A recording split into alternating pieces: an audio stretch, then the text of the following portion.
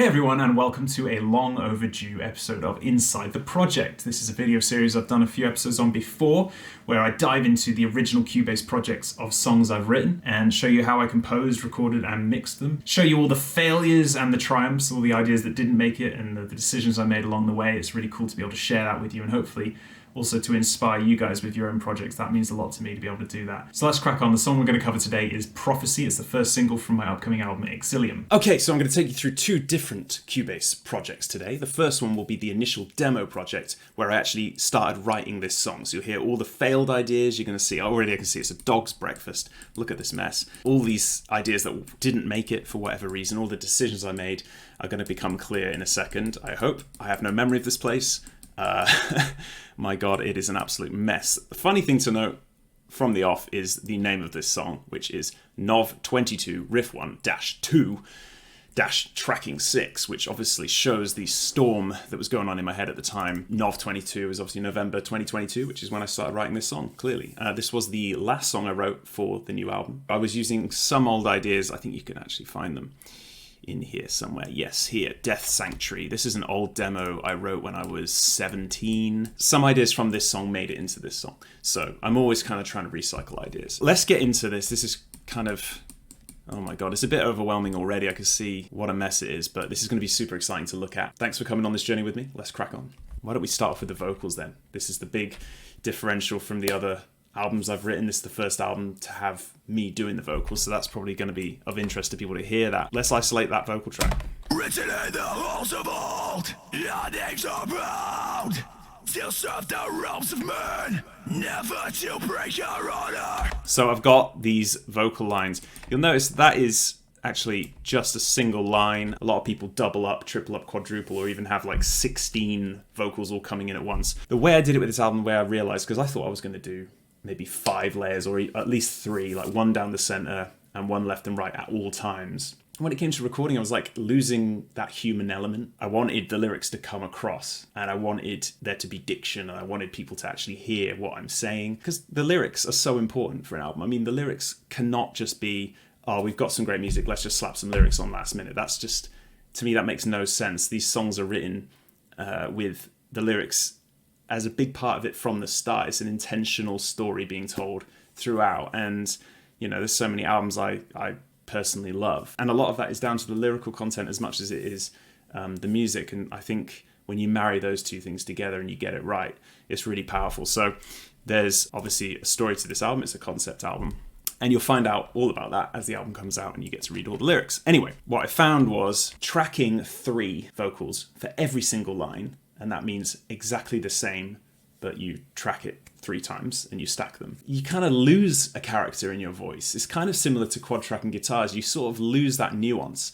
And I thought it was really interesting that I was worried that maybe my voice on this album wouldn't be strong enough. I really studied, you know, the voice and my voice and tried to find the sound that I wanted for this album. I really cultivated a certain sound, and when it came to tracking vocals, I tried to do one down the middle, one left, one right for every line. But actually, when I look back at the takes, doing just one down the middle for most of the time was better. It sounds like a human expressing themselves. It sounded way more organic and real. I felt like it was more personal as well to listen to. Certain sections throughout the album, I would then bring in the left and the right. Maybe sometimes I'd do more than that. Maybe I'd do 2 left, 2 right. Maybe I'd do 2 down the center. Maybe I'd do, you know, you mix it up and you add effects as you go. And here's a good example of that. So I have a left and a right here.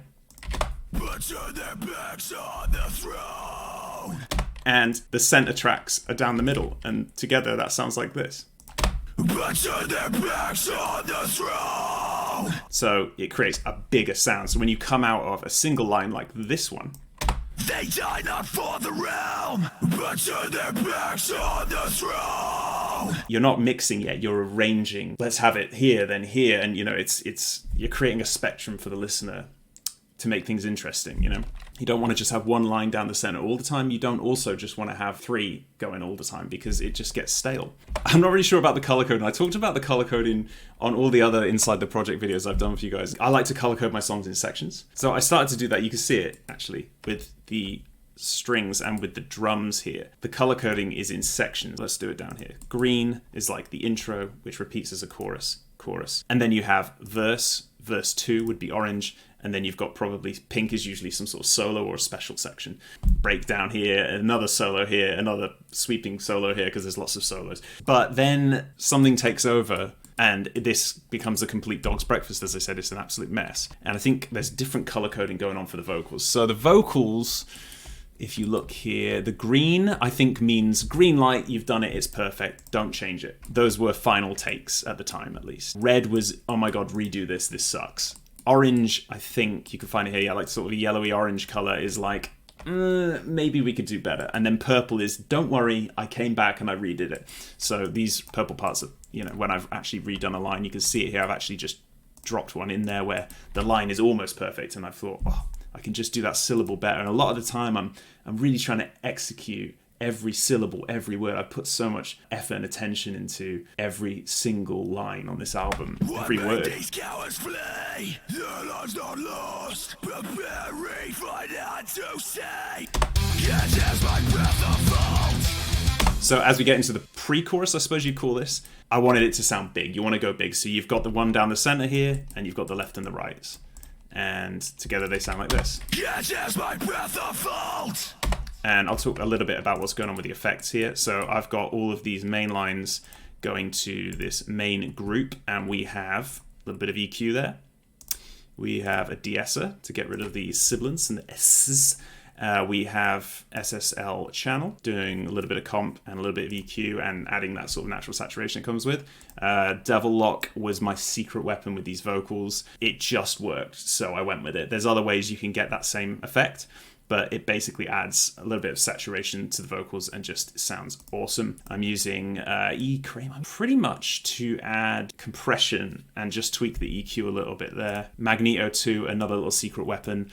Absolutely amazing. This comes with Cubase, and it's just, again, a little bit of saturation on the top end of the vocals. And then I'll play a little bit of stereo delay, show you how that sounds. So a little bit of stereo delay. I find that on the main line, which is down the center, I'll put stereo delay to thickenate it, as it were. And then on the lefts and the rights, I would do no delay at all, but lots of reverb. Okay, so like almost no reverb on the center line, but lots of delay. And then the left and the rights, I would do lots of reverb, almost no delay. And you're sort of pushing them into the background. And you're allowing this one to shine, but also you're sort of ping-ponging left and right with a bit of stereo delay. It's a really cool effect, and you get this sort of sound. Betrayal, I am told. Sticking a little bit of Valhalla, tiny bit of clearing up some mess at the end as well. Bear in mind, this is not the final mix project, but it gives you a good idea of the starting point to get vocals sounding good.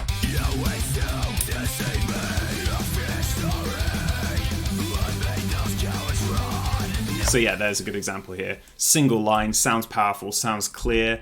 I've got the clarity there, but then you want to bolster it by bringing in, a left and a right just on certain lines, for example. Run! Just on that one run line. No death or glory, no loyalty undone. So the all loyal is single line and then doubled. No loyalty undone. Interesting. You forget you do these things, but that's it. I sort of go into a bit of sort of pitched screaming on this section here. I'll just play the whole song and then we'll go into the isolated vocals.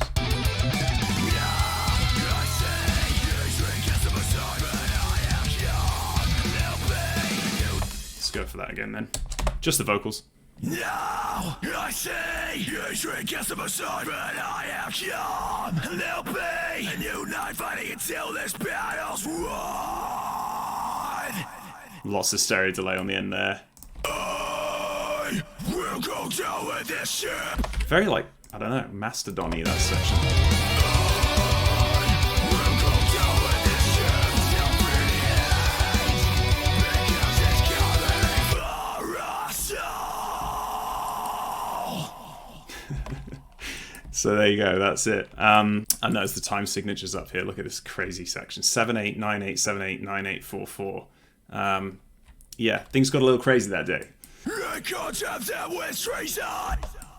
Yeah, nice. Another example of the single line going into the 3. Then who should betray me? Yet if my path should follow the exiled, then who stands to slay me? Till you. And that goes into a voice. I was trying to get the voiceless Fry, the Fry scream with no voice, just the grit for so long. And then I found a way to have that and then to introduce voice as much as I want. I sort of use it like a gain knob. I can turn up the gain if I want to, and I can bring in a bit more of that voice. Then who stands still slay me? There's a note to that, you know, that isn't voiceless fry, that's then who stands to slay me, you know, that is a note. Then who stands still slay me?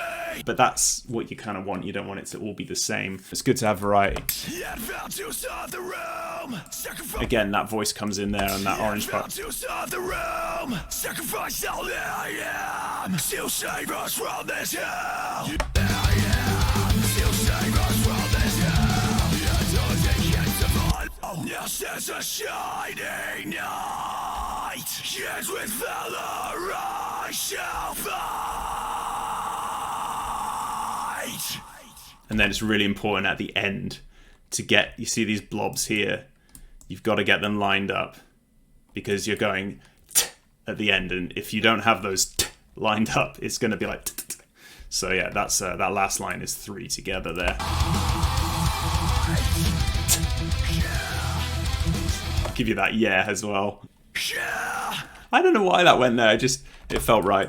It felt right. Okay. I wanted to talk a little bit about the demo vocals. With Mors Principium Est, when I would write lyrics and send them over, I'd also like to send over not just the lyrics, but sort of a demo of how I would sing them. Because you're not just writing lyrics, you're writing how the vocals will flow, you know, almost like what beat to sing them to and etc. So with Mors, I would send over, and this is obviously way before I knew I could do vocals like this. I would send over what I call whisper demos. So I would just whisper into the microphone, "What made those cowards fly?" And then I would just crank the distortion. And then I would send that over to Finland and be like, here's the lyrics, here's the vocal demo, the timing, you know. And I actually did this for this song way before I kind of worked out how to actually scream. And this is this is what it sounds like now. I'm being very honest about giving you an insight to this because obviously this is highly embarrassing, and I'm absolutely saturating. I mean, that's an amp sim that I'm using on this. I'm saturating it to buggery and I'm crushing it as much as possible to make it sound like a scream. Now, obviously, I know it doesn't, but as a demo, over the years, this has always worked. And you don't burn out your throat either. Written in the halls of old, our names are bound. Now, if I turn all that off, it sounds like this. Well, you can't even hear it. If I crank the volume. Written in the halls of old, our names are bound to serve the realms of man, never to break our honor. Now think about that. I went from doing that to doing this. Let's compare them. But as I read the names before me, it's quite a difference, but that was the original demo. There you have it. That's how I used to do it. It's probably how I'll go forward doing it too. You know, if you get an idea, you don't want to burn yourself out. Whisper it, record it, crank the distortion, the compression, get yourself a little demo going. Betrayal I am told. That's the original. Betrayal I am told. That's where we ended up. So you can see the journey. I can see how far I've come, and it's pretty amazing to see that. Let's have a look at some of the failed attempts. Maybe what's this here? Ooh. That is a reversed sample with delay on it. What I think I did was put delay on it first on the actual chunk, flipped it, and then I wanted that to be at the start of the song. And I guess it just didn't quite make the cut, but it was a cool idea. I think I wanted that like suction sound going backwards at the start. Let's see how it sounds with that in there.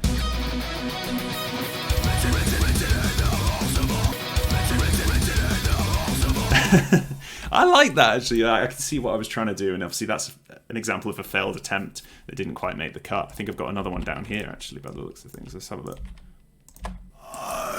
I don't know what's going on there. Yeah, I mean that doesn't work, but the written thing was cool. I don't know. Obviously didn't make the cut. Anyway, there we are. Let's drop down and see what else is going on in the song. Obviously we've got Superior Drummer 3 is what I used for the demo, and then I obviously hired Dave Haley from Psychroptic, who did an unbelievable job, and it was an absolute honour to work with him. But I've just noticed actually, Samus's name is still in this demo, Samus Guide. So this is the drum guide I made for Samus. That's hilarious. Obviously, I've worked with Samus on the previous 2 albums to this one, and absolutely adore that man. Unfortunately, scheduling didn't work out for us this time. That's fine. It was an absolute honour to work with Dave, and it was actually kind of cool to do things a little bit differently this time because Dave lives in Melbourne, where I currently live in Australia. So we were able to meet up in person and track those drums together and actually sort of produce that in person. Working with other band members for the first time in God knows how long. It just felt like a real connection in the studio. And I've said before, you know, like, you write these sort of songs in isolation, never really have that human connection, you know, which I think is sometimes missing from music. And on this album, it was there, and we were able to bat ideas back and forth. I'll talk a bit more about the actual drums in the final mix project later on in this video. But for now, the drums ended up being like this for this demo. Dave introduced so many cool fills. But, you know, Superior Drum is an incredible tool to get you over the line in demos and even in the final product, of course. But obviously I was lucky enough to work with a real live drummer on this album. Let's talk about Eurobass. So Eurobass as well, a tool I used for the demos. Unbelievable VST. That sounds like this. I've got that running through Parallax by Neural DSP. And I can't believe how good this sounds. I mean, it just sounds amazing. I'm not really sure I've mentioned this about this album, the bass. I tried lots of different things, experimented lots of different things for the bass. In the end, I ended up using Eurobass. After trialing pitch shifting the guitar down, recording bass with my actual guitar, which I know Guthrie Govan did on one of his albums, lots of different things, it ended up being so pointless to re-record what already sounded perfect. Already, I'd spent ages, you know, humanizing and making sure that all these crazy bass lines made it onto the album. And on this album, there was no way I was going to spend, you know, another month buying a bass with the money I don't have and setting it up, recording for 2 weeks, getting the bass sound right, all the rest of it. There was just no point. The purists out there, the elitists, will be saying, you shouldn't have used a VST bass. But it's like, well, at the end of the day, I'm one guy. I'm trying to do this with basically no budget. And this worked on the album. It sounds incredible. Shout out to Eurobass and the guys at Submission Audio for putting that one together. Going forward, would I record real bass on albums? Yeah, I'd love to. My bass is back in England. I don't have a bass in Australia at my current place. So not many people know this, but I actually recorded the bass on Dawn of the Fifth Era. That was me playing real bass. I definitely would do it again, but it's just circumstance. There were better places I could spend my time, energy, and money on this album. And to be honest, this album wore me to the bone. So I'm really glad I actually had Eurobass for this. Now the rhythm guitars, I obviously tracked DIs. You can hear them here. They sound like banjos. That's just the dry signal from the guitar. At the same time, I recorded with my Axe FX and then reamped it again with a different Axe FX tone. I called it Scarwolf. Don't ask why, I don't know. But Scarwolf is the name of my rhythm guitar tone. And the rhythm guitar sounds like this.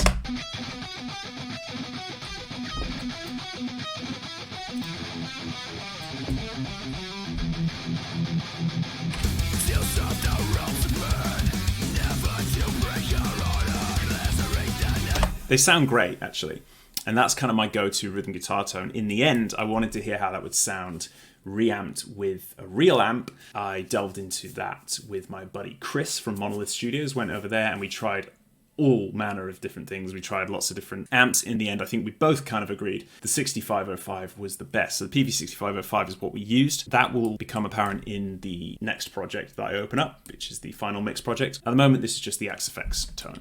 But it does the job. I mean, it sounds great. Yeah, look, the color coding has gone absolutely ballistic. I'm so sorry. I think anytime you see orange, it's like a demo and it's not the final thing. Green means final thing, and then it's anyone's guess. This is an absolute mess. I'm so sorry. This probably doesn't look very appetizing.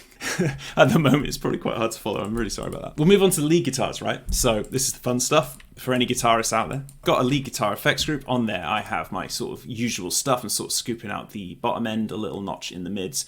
But really, this tone is already good. You don't need to worry about it. You don't have to do too much with the EQ. I've already made this on the Axe FX. This is my go-to tone for any album all the way back till, I don't know, some of the old Moors albums. I was using this Axe FX tone. I still do to this day. We've got some stereo delay going on as well. I'll just sort of play. We've got Valhalla doing some lovely reverb, and we've got another reverb on top of that, which is Roomworks, just to add a bit more of a different kind of reverb, because Valhalla can be quite shimmery, and, well, it's called Valhalla Shimmer for a reason. If I turn off all of that, you'll hear just the dry Axe FX tone with no delay or reverb.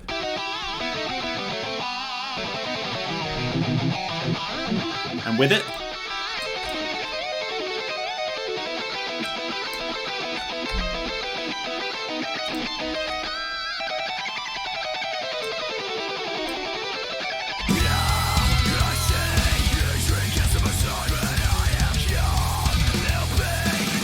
beautiful.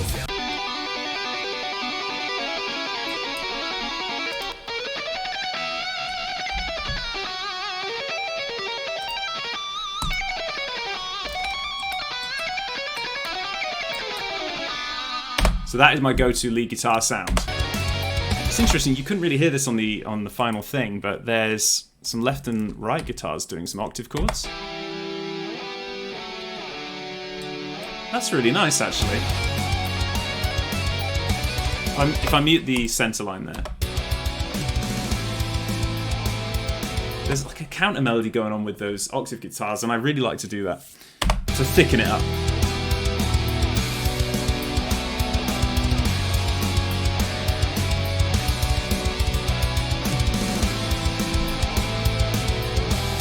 And obviously with the sweeps, that just takes the spotlight away from all those other things, but I really do believe that those elements are still there, and you know, maybe on the 80th listen people will hear that that's happening, to sort of sow the seeds. And I like to call it gardening. I like to, you know, plant things that you might not hear the first time. There's so many little things like that to make things interesting so that you can repeatedly listen to the songs without getting too bored. So let's dive into the intro.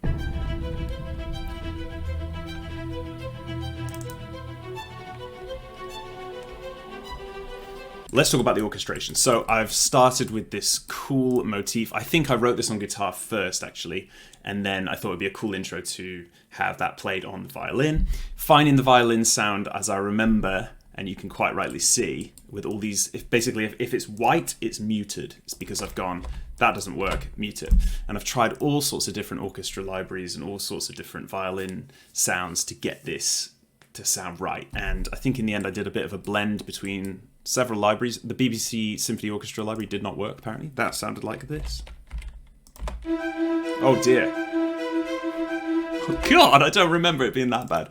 That library is pretty good, so I don't know what was going on with that. That sounded terrible. Where I arrived at was the Solstice strings from, of course, Spitfire. That ended up sounding like this, and I think that takes, you know, the spotlight. It's quite quiet, but it's so realistic sounding. I could just pump that up a little bit for you.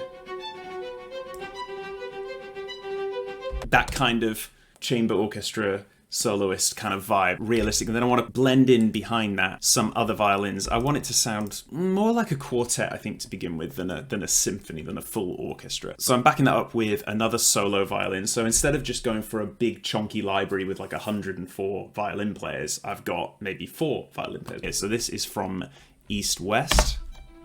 Again, quite quiet. Panning it slightly, I think, probably as well. Should we have a look at the panning there? Yeah, so I'm panning this one 50, and it's quite quiet and subtle, but then they blend together really nicely. So this solo violin we've muted here, and it doesn't come in until a quarter of the way through, and that's to bolster it and to start building up like a natural crescendo of other violinists joining in.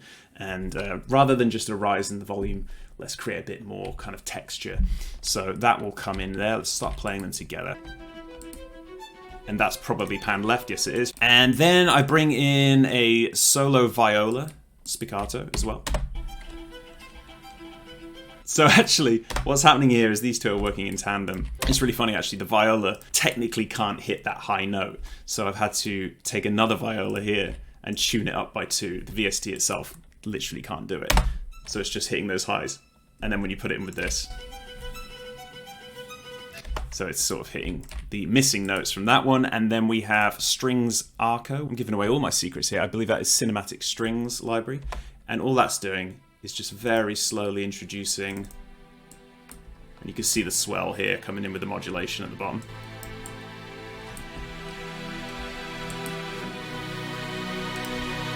Okay, that's nice. And then we've also got Cinematic Strings Staccato, which is a bit more of a synthetic sounding string library, and that sort of comes halfway through and then just carries it forward. As we add the layers, you start to paint the picture, and we're sort of painting with the orchestra now.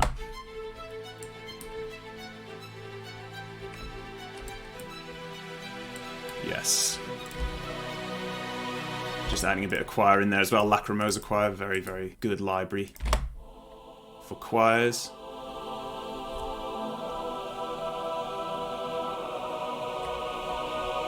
And again, always putting a little crescendo in there into the next section. What else have we got here? We've got Ashlight Warranty Demon. It's an interesting name. This is kind of VST for sound beds and sort of soundscaping, and it sounds like this.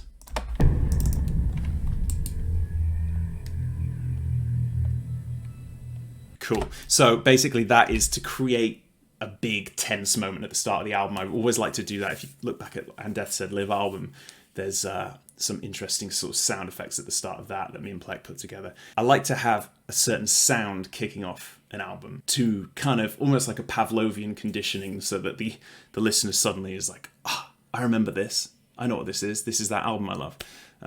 Bit strange when I think about it and say that out loud, but that is what I do sometimes. And that is just about it for the intro. I'll just play it from about here. You'll notice some sound effect stuff here as well.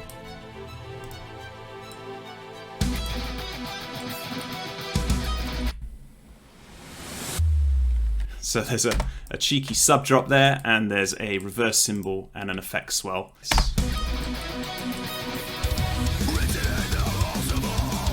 Alright, that's weird to hear this unmixed effectively. Well, it's kind of, I like to mix as I go, to be honest with you, but there's still so much to unpack here, my god.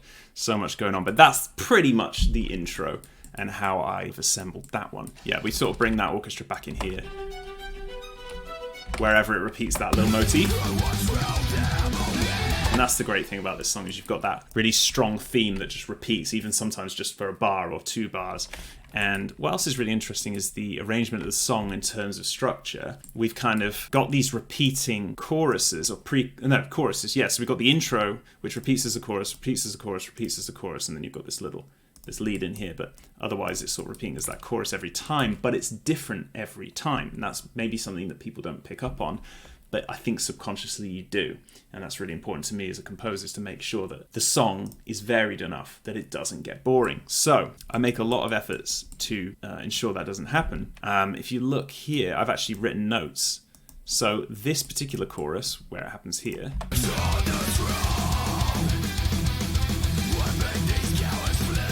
I mean, I call it chorus, but it's really the theme of the song, right? I'm calling that the verse version of the chorus because it sort of feels more like a verse, but it's using the theme of the chorus, right? And then when we come to this variation, chorus variation 2, that change there. So it's the same motif, but we start to change where that motif is played in terms of the chords, right? So it keeps it interesting.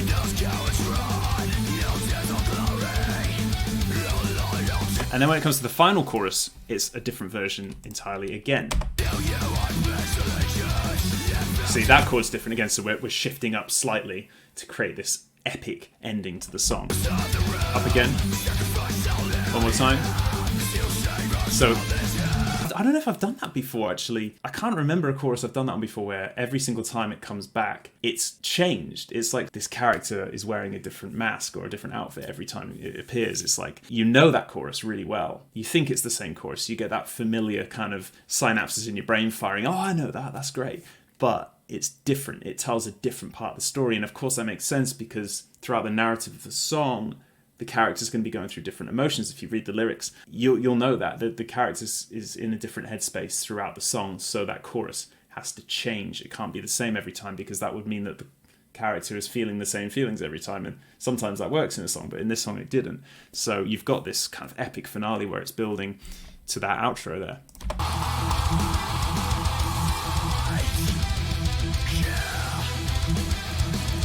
Oh yeah. Oh god, I think we almost crashed Cubase with that ending there. That ending's incredible. I wanted to put like a big Lion King doom at the end of that. Yes. And then, here we go, Albion drums. Okay, so you get this big bang. A big timpani explosion there. With an absolute bucket load of reverb as well. Throwing that in the hole, big time there. Nice. If I just solo all the orchestra parts, maybe we can just listen to that ending. Any sub drops down here? No sneaky sub drops. Okay. Awesome. Actually, we've got some interesting stuff going on with the choir. So we've got the choir building up here. And then we've got staccato choir doing something really weird. I completely forgot I did that. Wow. That is really cool. I got the choir sort of chanting, mirroring the da-da-da-da at the end. It's really, really quiet. I wish I'd turned that up on the final album. This is what happens all the time. You notice a detail and you wish you'd turned it up. That's so cool. I don't know what they're saying there. Oh, I'll go back up now and visit this old demo I was talking about, Death Sanctuary. So the way I wrote this album was using a lot of recycled old parts that never made it. I dug up my old hard drive and I looked through all the things and I was like, my God, I've got so many ideas here. I've got like hundreds of demos. And then on Patreon, I went through on many live streams and wrote this album, piecing those parts together and writing new songs as well, writing new parts and adding them together to sort of to make the puzzle fit together. One such demo was a demo I wrote when I was 17, so they date back to when I was like a teenager, all the way through, you know, my years writing Melodeath to now. So many ideas made it onto this album, which is really cool because I never let an idea go in the bin. I always keep them. I know some people say just get rid of it. Hans Zimmer says that. I actually disagree. I think if you like it, keep it. You don't have to use it yet. And this is a perfect example. At 17 years old, I wrote this.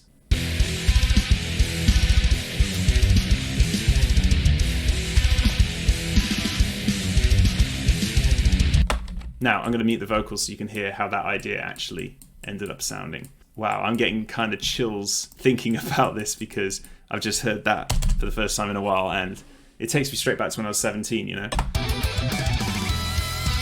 There it is.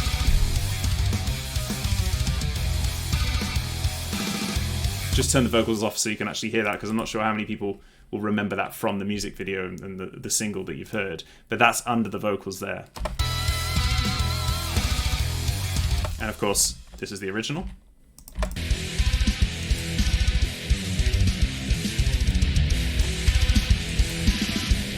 We'll go on and we'll go to the next section. So let's see what this does. Okay, let's turn all this up.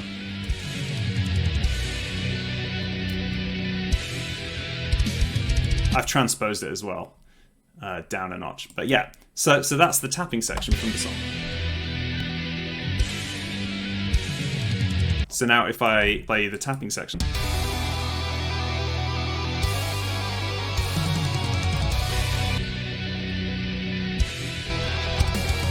It's amazing to hear that. And I think if I could go back to that moment when I wrote that as a 17-year-old and say, like, burst into the room and be like, Andy, listen, this is how it's going to end up sounding. It's going to end up on an actual Melodeath record that you release. I'd be blown away. So I wish I could time travel back and show myself that. Where do we go from there?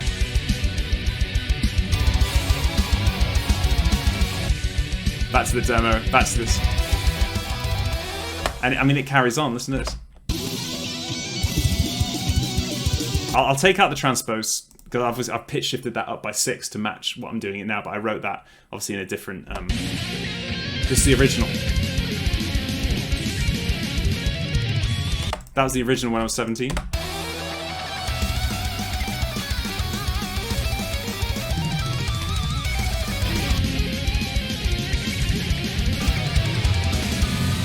It's so weird to hear. Even this, let's transpose it back up so we can get a clear idea.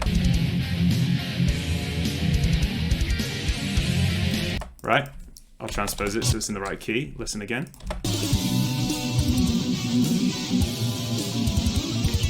And then the new version. I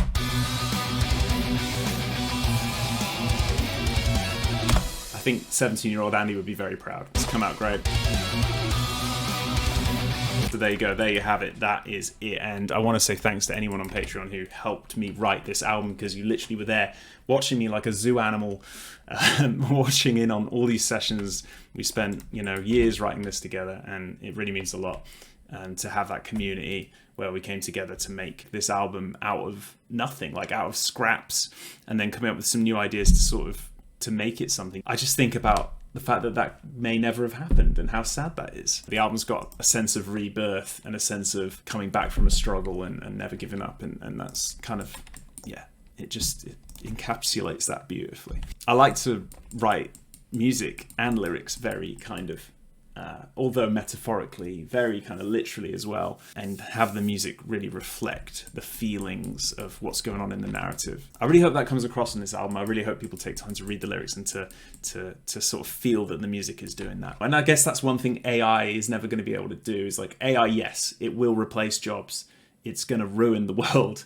We can all see that, and it's not looking good, honestly. But as long as people know that an actual human is purposefully telling a real story from the heart, then I think if people choose to support that aspect of the music creation, we'll be fine. It's only that people won't necessarily be able to tell the difference between the two, right? But if you know that I'm doing this, if I can have that correspondence with you and explain my process, then maybe you'll see what goes into the song, and it just gives it so much more value, right? Like there's so much value to a human creating art because we're telling our personal story. So I just hope that comes across. The last thing I guess I want to... there's some stuff here. I'm not sure what this is. What's going on here? Okay, that's just drums. Oh, there's loads of random stuff over here. So this is the thing when you get to the end of a project and you see what things didn't work at the end here. Like, what's this? Oh. Oh, what?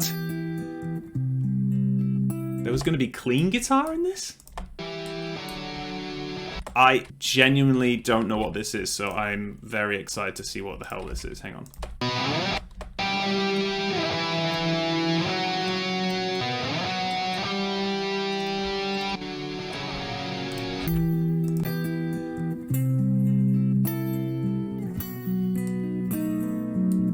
Oh, that's beautiful.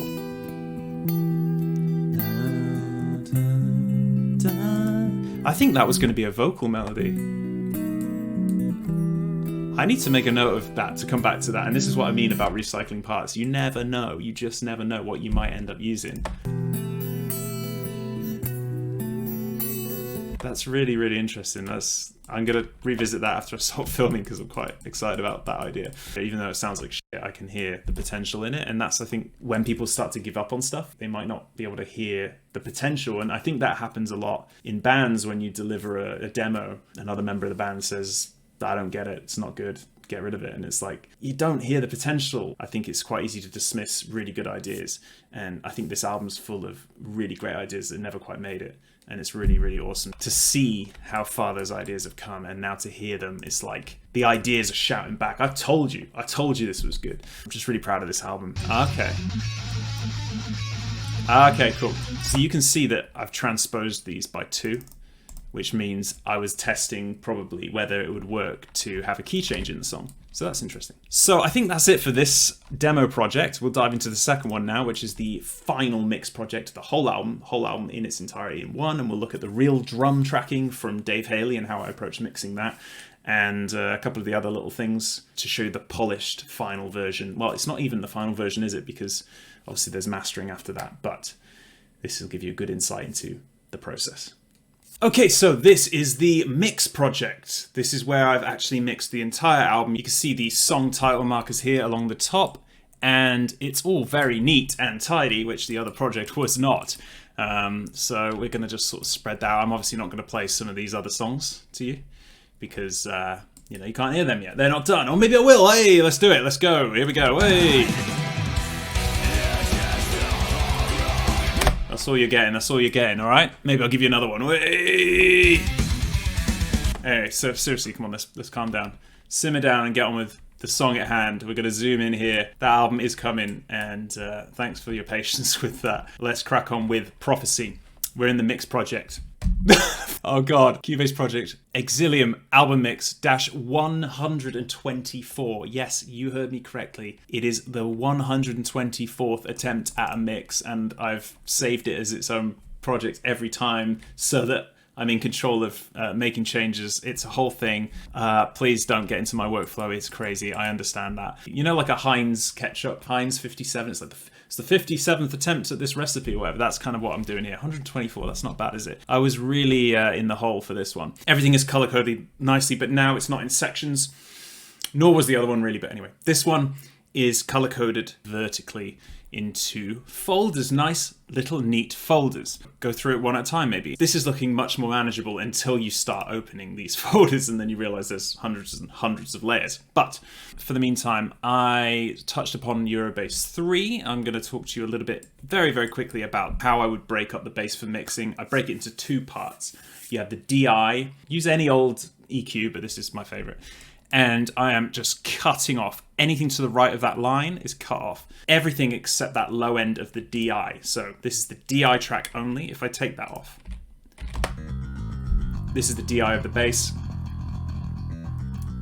And then we're cutting off all the high end and just keeping that low DI. Then I'm taking the top, what I'm calling bass top stereo. I've done the opposite here with FabFilter. I have taken off the low end instead, and actually some of the highs, and I've kept this nice big bulk in the middle here. That would sound like this without cutting those frequencies out. When I cut those frequencies out, we're just dealing with this sort of bit in the middle. You're honing in on those frequencies to not interrupt what's going on with the kick drum and what's going on with the actual rhythm guitars themselves. After I've mixed those together, what I do is I then take both those tracks and send them into a bass group, which then has all kinds of cool stuff going on with it. We've got, again, FabFilter Pro Q3 EQ, just doing some little notches here and there. We've got CLA 76, CLA 3A, another compression, a limiter, and C4 just to tame those low mids. Old Axe FX rhythm guitars. Let's do a comparison now between my demo guitar sound, which was the Axe FX,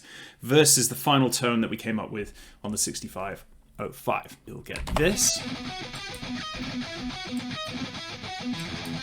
Not bad. That's your Axe FX tone, okay? Let's compare that now with the rhythm guitars that we actually used on the album. Okay, here we go. So if I hit S, I'm going to solo the old guitars. S again, it will solo the new guitars. So this is the shootout. This is the Axe FX first. And now the 6505, the real amp that we used.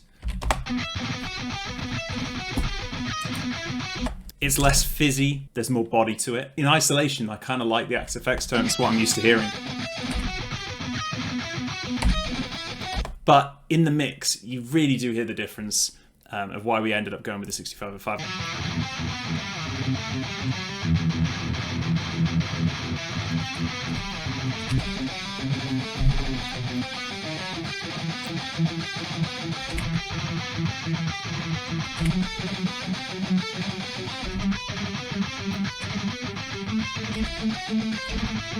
Really, it's pointless to do this in isolation. You need to hear it in the mix. We can do the same test in the mix here.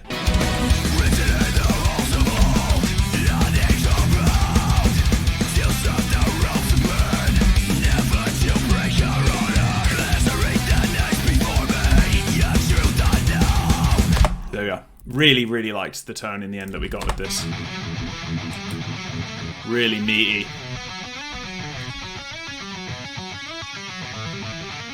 Oh.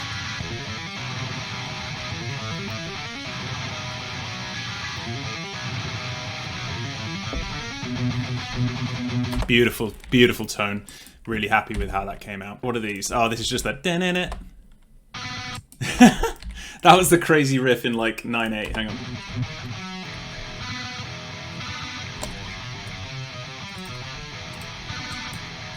So those are the harmonies, basically. That is pretty much it. Very, very simple. I think the only time I've added a little quad track is on the end note here. Jigga jig jig right at the end just to thicken it.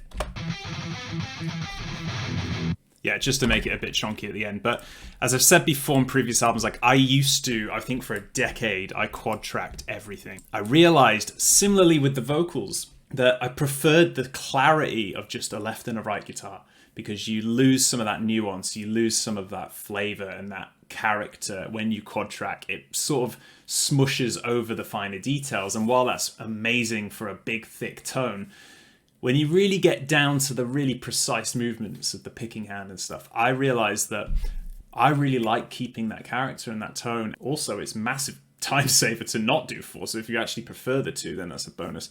And then thirdly, a discussion that I had with Plek, who's, you know, been my mixing and mastering engineer for 14 years, 7 albums, I think now. been working with him since 2011 or so. We had this discussion. We realized that actually when you've got the symphony going on in the background, you've got the orchestra, you need to make room for that. And having quad track guitars eats up a lot of that real estate. You know, you're almost mixing in the arranging stage by having less to cut away later. We've heard the lead guitars already, obviously. Pretty much exactly how I was before. I was using the Axe effects in the previous projects, and we've not changed that at all. We've not reamped any of that. That stayed more or less the same. The synths, again, are going to be pretty much the same, but it's cool to look at them all like waveforms like that. So this is everything that went into this song particularly. It's not actually a very dense orchestration for this one. Now, before we go back into the vocals, let's touch on the drums for a little bit here, because I know a lot of people are going to want to hear about that. So obviously, as I mentioned before, I had the pleasure of tracking Dave Haley in the flesh. Not in the flesh, we weren't naked for that tracking session, but we recorded the drums here in Melbourne, and it was awesome to produce that and co-produce that with my friend Chris, who engineered the drums as well. Dave Haley, if you're not aware of his band, an amazing Aussie metal band called Psychroptic. I'm sure you would have heard of them. He's just an unbelievable drummer. You know, one of the amazing things about this album is he brought so much of his own character and influence to these drum parts, so many of his own fills and styles and grooves and stuff. So it's been super awesome to work with him. Solo the entire kit. This is what we ended up with.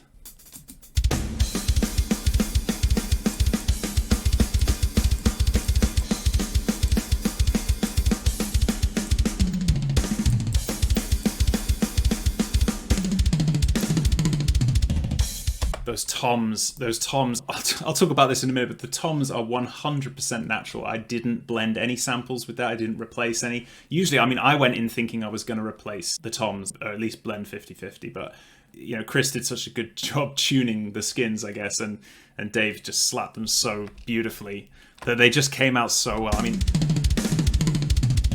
that's just the raw toms. I wanted to keep that as raw as possible. There's nothing else in there.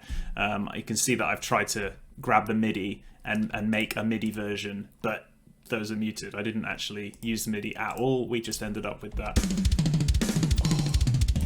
Unbelievable toms. I didn't expect it to come out sounding quite as beautiful as that.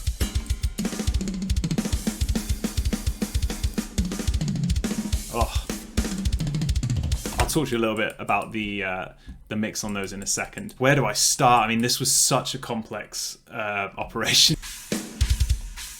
Start with the cymbals, maybe. The kit is well mic'd. It's in a nice room. It's got a great player behind the kit. We're scooping out all the low end there. Big notch here. Yeah, same there. Yeah, it's that same sort of shape on all of these. We're adding in magneto for a little bit of that nice sizzle on top, that sort of high-end saturation, just to just bring out that clarity. They all get sent to a bus, and we have the channel strip on there from SSL, another EQ, which is just taken out a tiny notch at about 3000. Again, magneto comes in with another boost, and then I've put on a compressor at the end of it, just to tame everything, I guess. You know, sometimes you look back on the decisions and you're like, oh, did I do that? That's weird. Oh, those toms. Oh god, those toms are so good. We'll talk about the toms a little bit. So we've stripped the toms. What does that mean? It means you go through and you mute where the tom isn't being hit, because there's no point hearing the rest of the kit. You don't really want that bleed. It's unnecessary. So you're just going to hear it when the tom itself actually hits. That means you don't have to go too hard on gating. So sometimes you're going to hear a little bit of that cymbal bleed coming in at the end of that tom there. And so I've made a big cut there, you can tell. And then faded that one.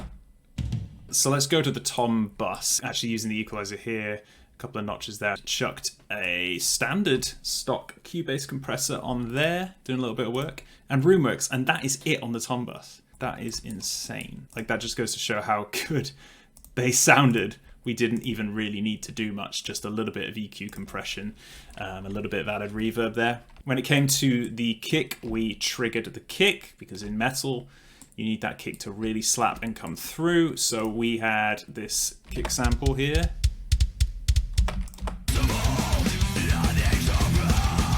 We had a blanket over the kick drum as well, so that you didn't get that big flappy kick sound, you know, leaking into all the other microphones of the kit. And that kick just cuts through.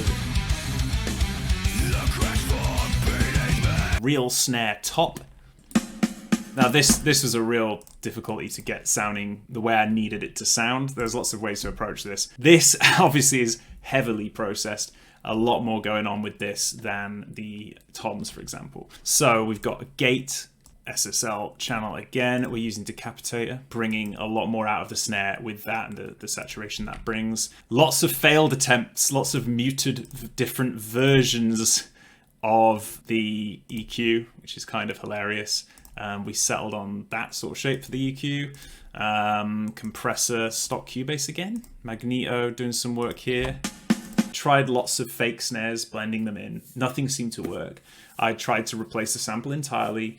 I tried to blend the several different microphones that we had. We had the top, the bottom. We had a secondary top mic as well, like a vintage old mic from the 70s or something. Desperately anything really to make this snare work. In the end, I needed to keep things more organic and not worry too much about chucking in the Paramore snare or the Black Album snare or the St. Anger snare. Obviously, I'm not going to do that. In the end, it's really weird. I ended up reverting back to what did that snare drum sound like? Because it kind of works. I just need to bring the most out of that rather than just chucking any old sample on top. When it came to blending in a sample to reinforce it, I did so with Superior Drummer. I spent a lot of time making sure every hit was perfect. And with Superior Drummer, I created a snare that sounded like the actual snare. So instead of changing the raw snare to sound like Superior Drummer, I made a snare drum in Superior Drummer to sound like the snare that I started off working with in the room. What I ended up doing was creating 3 different snares that had different characters. And then what I've done is I've got this velocity gate here. This is like proper going in really hard, by the way. You make it so that if the MIDI is not hitting as high as 85, this sample will not be triggered. Basically, I wanted to blend 3 samples so that when Dave is hitting really hard, it will bring in extra snare drums. When he's hitting soft and you get the ghost notes and the nice little rolls, you keep those true to themselves. You don't add any samples on top of that because it's not necessary, right? You want to keep it organic. You want it to sound real. And you're only reinforcing with samples at certain thresholds. So you'll hear this one because that's ubiquitous across every hit because I've got it to 0, right? So you've got this reinforcement snare here, every single hit. You've got this one that only comes in and this one that only comes in. Real nice snap to that when he hits above 85, which is what the MIDI determines his hitting. We didn't actually trigger the snare. That was probably a mistake. We should have triggered the snare. I had to go through painstakingly, basically recreating every MIDI hit to reinforce every hit he made. That is a long story. I'm still recovering from that process. And when I talk about making this snare sample sound like the raw snare, there's loads of processing I haven't got time to go into. But one thing I made sure to do was to tune this fake snare to match the real snare. We're reinforcing and staying true to what the organic snare sounds like. So I've actually gone in and tuned it. You can see here we've tuned it to 01.2, so it's kind of ridiculous, but that's the level I was going to so that it sounds like the original snare. Together those snares sound like this. What I also did was added in some Stephen Slate samples on top to add it even more of a thump. So hang on, I've got this one, Superior Drummer 3 big snare boom. That comes in there, doesn't it? Let's listen to that. Whoa, that has been thrown firmly into the hole.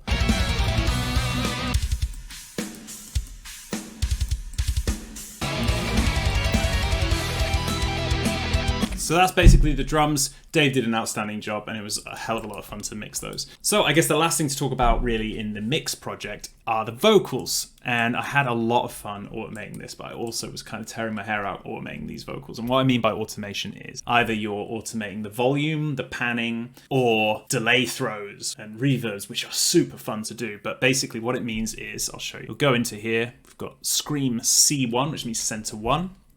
That sounds like this. Okay, there you go. Right click and we'll do show automation. And you can see here that, let's just stick with the volume first. There's a lot of automation on the volume. And if I just dive down a little deeper into this, you just got tiny notches of volume changes. So you might want that to be quite loud. You want this bit to be, this is too loud. And you just dip it down. Maybe it's half a dB, maybe it's 1 dB. But it makes a massive difference to do that. So you hear it, oh, it's a bit quiet, and I've just nudged it up. I've done that for every word every word, every line when it's necessary. What I could not believe. And it's so important. That is one of the most important things to do with vocals, is to automate the volume. You can see how loud this is compared to this one, and I've had to go in and raise the volume here. Then who said, tell you I bless the nations. And here. Now says a shining night. Here it gets a little more crazy. That's a different song. Let's go back to this. So that's one thing you can do with automation. Just going back, maybe you want to hear the final vocal takes. I want to revisit this quickly. Baby, and if I pass you, I'd follow the exile. Then who should betray me? And if I pass you, I'd follow the exile. Then who stand still slay me? Tell you I bless the nations, because it's coming for us all. Right, so with this, done some stereo delay and some reverb, but mainly delay throws. What that means is, if we go into the automation here, show automation, and then we go to vocal delay throw bus, you can see I've basically engaged it by turning it up here. That track is being sent to the vocal delay throw bus, which on it has H delay stereo. And it's also got some Valhalla shimmer on it for the extra sauce. What you'll do then is you always have that disengaged. So that track there is not being sent to that delay bus if this line down here is on the floor. You turn it up and it says, oi, we better send that to the bus. And the bus goes off. I'll chuck some delay on it. And it goes like this. There's no delay, and suddenly, you know, it's ping-ponging around. So I will go through all the vocals, and I'm doing that wherever there's a gap. So if there's a gap somewhere that I can do a delay throw, I'll do it, because it makes it more interesting to the listener. Nice gap there, and then you'll hear it sort of here. Let's see.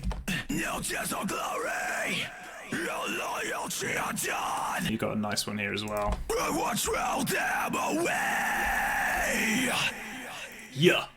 Yeah. And that's why we do it. This album's absolutely riddled with delay throws like that you might not necessarily hear on first listen. But now you might hear that, you know, in your ears when you listen. And on the 12th listen, you might be like, oh, that was a cool little delay throw. I remember that from Andy's video. Vocal delay throw. Vocal gigantic reverb throw bus. Brit reverb throw, that's Britney from Unleash the Archers. We're not going to get to that in this video, but maybe in another one. If you guys want me to cover the song with Britney in one of these Inside the Project videos, please comment below.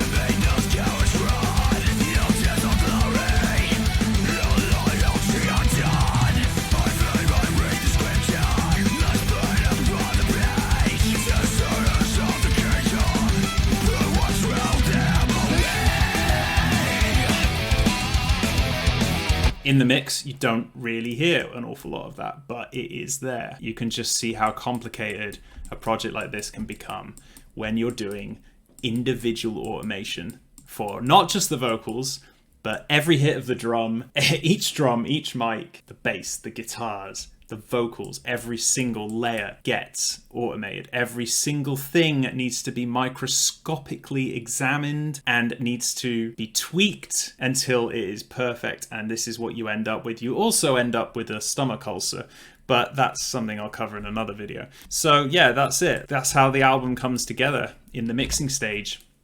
A lot of hard work, a lot of effort, and in the end, a really great sounding album, I hope. It's been an absolute pleasure to share that with you and take you on that little journey through the initial demo stages, right through reamping, redoing vocals, and into the mixing stage. And from here, I would hand that over to my main man, Plek, Thomas Plek Johansson in Sweden. With this album, it was more, Andy, you know what you're doing now, I'm leaving you to it. Actually, what it was really was I don't have the budget to pay him to do all of what he would usually do. So I kind of took on way more than I ever probably should, including the vocals. I was pretty worn out by the end of this album cycle, but I really enjoyed taking the mix on myself for this album and spending an awful lot of time doing that, and then handing it over to Plek, who tweaked my mix before taking it to the mastering stage. And actually, to be fair to Plek, he did do a lot and teach me a lot in that space of just a couple of days. If you're watching, Plek, I love you, man. Thanks so much for, you know, turning my mix into something even more special. I think this album sounds better than